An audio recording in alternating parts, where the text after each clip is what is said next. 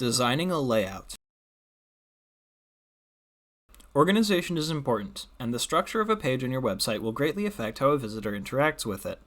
The most basic way of laying out your site is moving blocks around the page to create columns and rows. While editing a section, you can click and drag a block around. Places where you can drop the block will be highlighted with a blue line or rectangle, and when dropped in one of these places, the layout of the page will shift.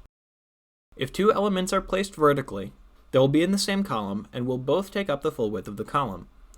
If you place two elements directly next to each other, they will be placed in adjacent columns.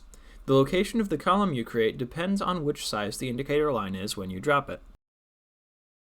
You can change the width of a column by hovering over the edge separating the columns and dragging it sideways. The blocks in both columns will automatically change to compensate.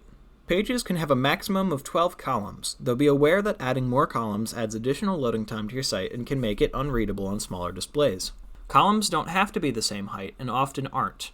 The extra space will just be empty until you place an additional block there.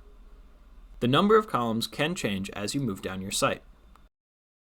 If you want to move a block downwards without adding more content above it, you can insert a spacer or a line block by clicking an insert point and selecting spacer or line. A spacer block does nothing but take up space and can be adjusted by dragging the handle at the bottom of it. A line block functions similarly, but creates a visible horizontal line where it's placed.